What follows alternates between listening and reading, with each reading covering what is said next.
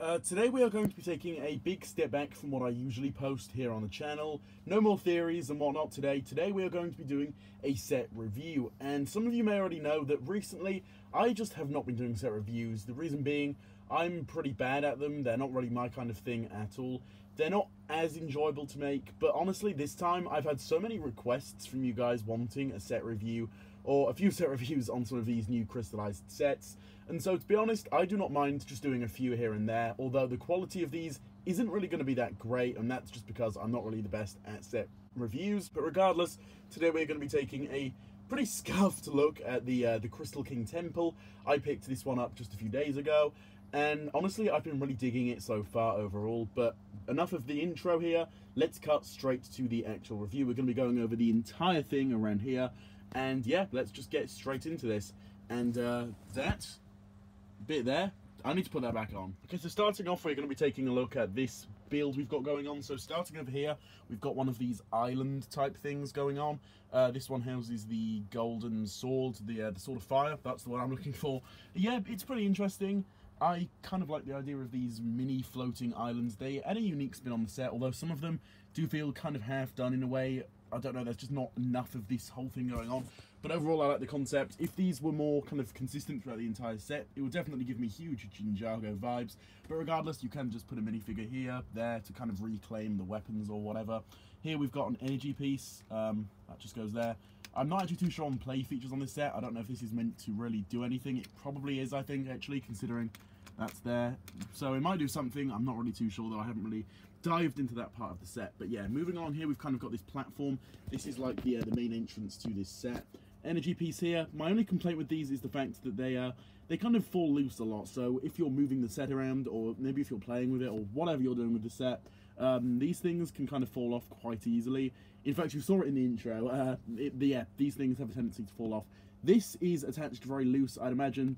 It's just, you know, for easy access, so you've just got to be careful of that as well. But that houses these two shurikens of ice. I really love these builds, actually. Almost an improvement over the originals, I'd say. I think I do actually prefer these. But yeah, you've kind of got that going on. You've got a nice walkway up here, which I really like the look of. So yeah, moving up here. Down here, you've kind of got this black plate. I think this is kind of meant to be like a void of sorts, just kind of down into the darkness. And then everything else is just sort of floating around or whatever. We've got another one of these energy pieces here. And then moving up here, you've got these steps, which can actually be moved. You can move these around. This one's very loose. You can put that there. And then obviously you can have figures walking up it. Let me find, okay, here we've got Zane. You know, you can have figures walking up there. And up here we will find the nunchucks of lightning. So yeah, that's that. We've got this thing here. Again, I'm not actually 100% sure on what that does. Someone feel free to fill me in. I'm not really one for play features, just like to display the sets. But I also really like this entire design they've got going on over here. This is really awesome to me. And yeah, overall I just really like that look. And that's basically all for this platform thing going on. So overall I think it's a really nice setup. Although if I did have one complaint here, it would be I just wish that this was all connected to the main portion of the build. But yeah, that'd be my only real complaint with the set. But speaking of the full build, let's get straight onto that, because that is easily the highlight of this set. This thing is whatever, it's cool I guess, but we really need to talk about the big section of the set. And here it is, the real meat and potatoes of this set. It's right here. So first of all, let's just take a look at this bottom area. So of course we're carrying on this black void kind of design. We've got some crystals along here, and then this is my favourite part of the whole set, I'd say. This lovely purple pink design that goes all the way up, and it uses these Technic pieces. So yeah, they've got a hole in the middle. Really nice. I like how they did that. You might think that it's really not sturdy at all, but honestly it's a lot more sturdy than you may think. I know I had that worry at first, but yeah, it's definitely sturdy. It's more than enough to kind of keep the weight of this whole thing up. So yeah, it's very nice. We've got this nice bit of leafage going on there. We've got this really nice design down here. You can obviously put figures down here. That's what I really like about the set too. There's always a lot of places to put minifigures. But yeah, that's basically all for here. So if we come up, we've got the Overlord Symbol here. Not exactly sure what that means. I believe this is a real symbol outside of Ninjago. For example, even Ash from the Tournament Development season used that symbol. Not too sure what it means. If anyone would like to fill me in, let me know in the comments. I would appreciate that. Moving up here, we've got a crystal here. Let me just zoom in. There we go. We've got another one of these crystal pieces. This is the one that fell off in the beginning of the video.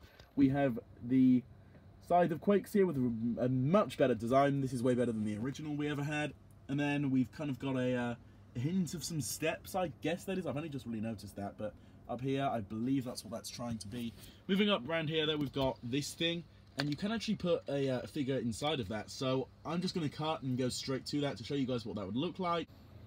Wow, that was really awkward to actually get in that minifigure. It doesn't fit like right down to the bottom in the small slot between those two pieces, as you may think, but it kind of just sits up in there. It's an interesting idea and design thing for sure. If you're into playing with your sets and setting up cool scenarios like that, that's probably good for you, although it is just a slight bit awkward to get done. I like these chains that are coming off the sides here, really, really nice stuff. And then let's move on to the main stuff up here. This is where the Crystal King actually sits. Here he is, the Overlord himself. I'm not going to have him sat in there right now properly, but you know, that's kind of what he looks like. Very, very badass looking. Taking him away, here is his throne. Really, really nice looking actually. And then of course we've got his symbol again. I like all these spikes behind here.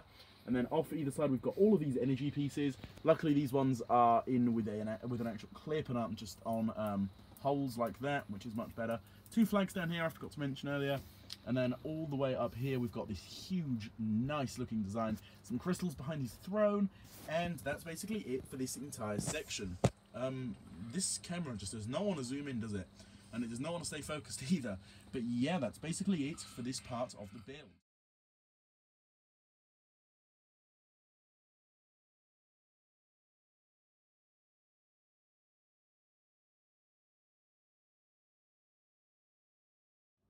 So to begin with, I think it's only right we talk about the Crystal King. So right up front here is his amazing helmet kind of piece. It almost looks like a goat or some kind of animal. But then once you take that off, it does reveal his face print there. If the camera ever wants to focus. I'm not having good luck with this today, am I? But, okay, maybe there we go. Okay, yeah, there we go. And that looks awesome. No alternate face, but we do have that symbol on the back. And we've got his four-armed piece here that makes him actually four-armed. Taking that off, though, there is the torso print. And also there's a better look at the other piece here. Nothing on the back, or as usual. And then we've got that nice leg print going on. And that's what it looks like from the back. But it honestly looks best when you've got him with his... It looks best when you've got him with his helmet on as well. I like to display him like this, actually, for this set. It just looks so awesome. I love that face so much. And then we've also got these pink katana swords. But that's basically it for the Crystal King here. Moving on to Jay. I did actually remove the sword that he's meant to have in his back. But regardless, yeah, this minifigure, incredible. These are some of my all-time favourite ninja suits. No new faces as usual. Hopefully next year, for that soft reboot we've been getting so many rumours about, hopefully they update in them. But yeah, his torso print, fantastic stuff. I just love it. They always, these suits look so different yet so similar, and I really like that about them. I really dig that. And I'm not going to take the armour off, but yeah, there he is. And also that lovely leg print, but that's all for Jay. Moving on to Zayn next, and awesome stuff here. Once again, no alternate expression for Zayn. We just kind of have that plug-in circle type thing going on at the back. I really love Zayn's torso print, actually. I think it's really awesome. The same goes for his leg print. Just look at that, it's so nice. But once again, that is it for Zayn. Moving on to Kai now. No alternate expression as usual, but yeah, I don't really like that face for Kai, I'm going to be honest. But I do like this face for him, so yeah, whatever, that's just kind of my thoughts on that. Awesome torso, actually. I think this might be my favourite, although maybe Cole's is. We will, of course, be getting on to Cole in just a moment. But yeah, there is Kai, and also here is Cole. Really great stuff here. There's his face, and there's his slightly more happy face, you know, classic Cole face. His torso, very awesome. I love the torso print, and also the legs there. It's overall fantastic stuff. And then also there's actually one more minifigure we need to take a look at, and this is one of the Venge Stone. Wait, hold up. Okay, there we go. This is one of the Venge Stone guards. These come in pretty much every set, I do believe, at least one of them. And these are meant to be like the generic foot soldiers, but these look incredible. So good. And this is his sword piece. He uses that piece that we see so much in the set. There's a good look at it. It looks awesome. Here he is. In case you haven't already seen how these faces work, there isn't actually a headpiece underneath. Instead, it's just, you know, kind of like that, and it just fits in nice and tight, just like how you would put a minifigure head onto the torso. And then taking that off, here is his armor piece. fantastic looking stuff. And here is his torso. There is another torso variant, if I'm correct, which looks a bit better than this. Although, now that I think about it, I think this actually might be the one I prefer. I've completely forgot, although I do know that there is 2 different variants of these guys. Only 1 variant comes in this set, but that's totally alright, because the minifigure selections elsewhere in the set is awesome. But yeah, there he is, and that's basically all we've got to go over in this set. So overall, would I recommend this set? I'm just going to get this out of the way. If you like what you see in this video, then personally, I think you're going to absolutely love it even more in real life. This set, I personally wasn't really the biggest fan of it. I thought it was hugely underwhelming when we got pictures for it. I was expecting it to be much more chunky, much bigger, and just overall much better. But as it is now, I think it's just awesome. It's quite tall. I was expecting it to be a little bit taller, but regardless, if you're just going to be displaying it on a shelf, I think it looks awesome. If you're going to be like playing with it, I'm not too sure if I'd recommend it then. It's cool, but there's a lot of pieces, like here for example, that always fall off, and also there, but maybe you guys would like that, I'm not too sure. But yeah, there's a lot of tiny little bits that just kind of fall off here and there, but overall I would say it's a very, very solid set. For the £70 price tag, if you are in the UK, you can get it at Argos for 60. I'd say that the £60 is a very good price point for this set, to be honest, but 70, definitely pushing it for what you're paying for. But regardless, whack this thing on a shelf, it's going to look amazing. That's definitely what I've been doing with it.